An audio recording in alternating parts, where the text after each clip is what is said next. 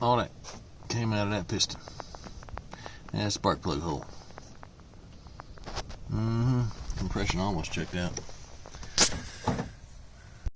So, update. I got a haircut while I was out. Right. Anyway, y'all remember this old truck? That old truck. Not the other brown old truck. I got to tear it down. It was acting kind of sluggish even after I put the speed chip in there once I got it running. And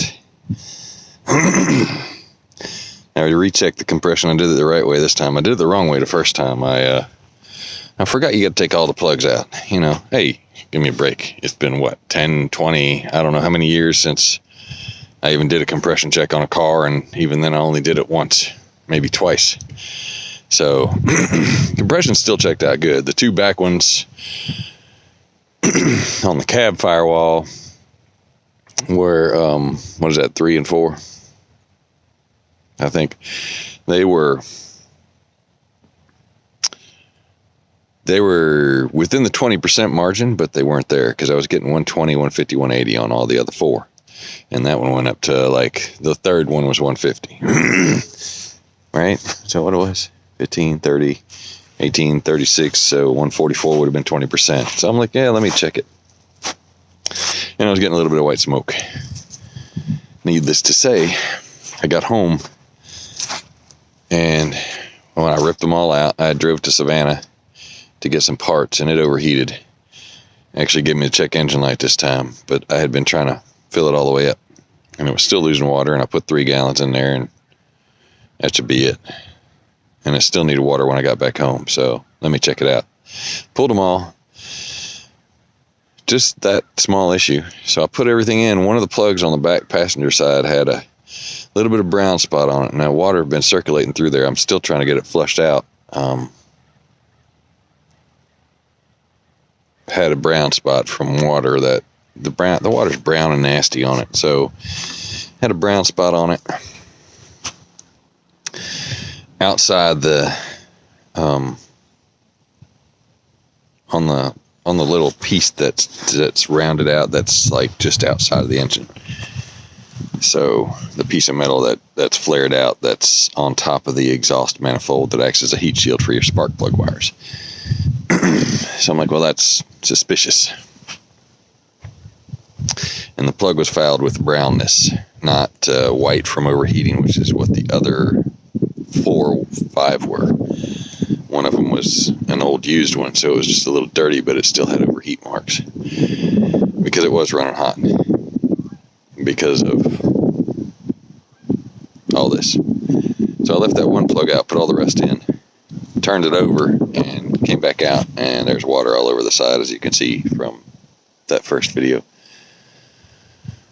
Or I'll tag that on the back end of this.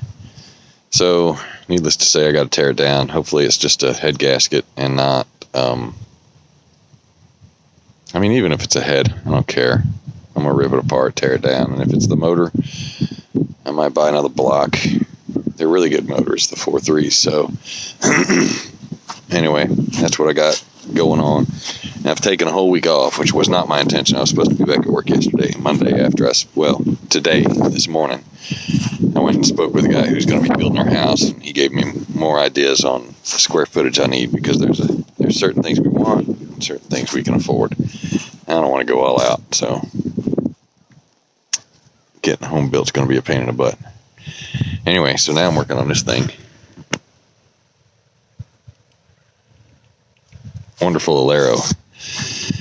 $1,000. But I've had to fix the brake lines because, one was broke. Had to put a new radiator and condenser in it. The guy was changing the oil and fell off the jack, and it busted the radiator. He thought was just the only problem. So we bought a radiator, and it turns out I had to get a condenser as well. So now I'm working on that. Working on adjusting the brakes, and I should be out of here. And I can be back on the road Monday. Finally. A whole week off. It's more than I can say for what I would have had to do at Schneider. I wouldn't have been able to do any of this, let alone being able to just drop whatever on a car. Anyway, that's it. That's all I got. I'll talk to y'all later. Y'all have a blessed day. All right, here I sit. Finally, my last day off. None of it's been a day off after Thanksgiving. Bought this freaking 03 Alero, and the brake lines were shot, rusted in half. Check this crap out. So I'm working on stereo now because it's hooked up straight to the battery, and somebody don't know how to wire stereos. But look at this nonsense. So underneath the battery and right near the rear, can't see that very well. I don't know. Anyway, it's all rusted in half. We tried doing we tried doing this, and I know there's some of y'all are going to say something, so I'll say this now. This right here with one of the couplers, the coupling links, is against the law as far as places where you get your vehicles inspected. You can get by with it, but it's not legal technically, because it's not safe to put that much pressure on a brake line with a coupler like that. Anyway, so I now know how to do bubble flanges. Look at that. Doesn't that look nice? Did that. Learned how to do that. I broke the first little thing and I had to take it back and get another one from the auto parts store, the tool that makes them. So I made those, and now this is the mess I got to deal with, because whoever wired this thing doesn't know what an adapter plug is. Oh, I can do it. So the problem with this is, coming from the radio, we need this wire here and this wire here. One is the power constant, and one is the ignition power to turn your radio on. This is the power constant. It's wired correctly. This is the ignition power, leading to a black wire of all things. Not that that's a problem if you hide it and all. And it's wired into, what's that? That's a cigarette lighter on these cars.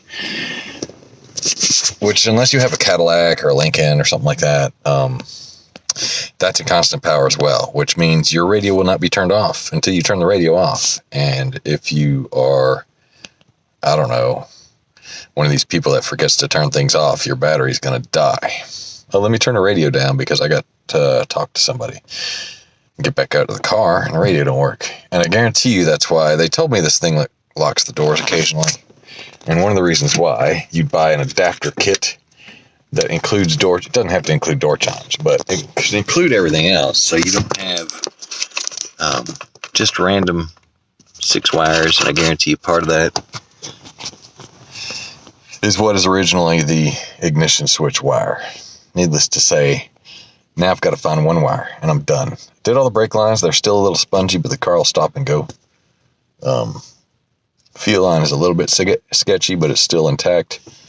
So, and then next time I come back, I'll start to rebuild on the 1500, because, like I said in that previous video, bad head gasket, or maybe deeper. I'm hoping it's just the gasket and not the head or the block. And from the looks of it, it's just the gasket, because when I've run into that before, it was just the gasket. But you never know. So I'll find out when I tear it down and include that in a video. But anyway, I tore this thing apart, and now I got to put it back together and find a wire. Anyway, that's my update. I'll be back at work Thursday, thank the Lord. I got to hurry up and finish this so I can start bidding on some loads and then get the flip out of here. Y'all have a blessed day. Talk to y'all later.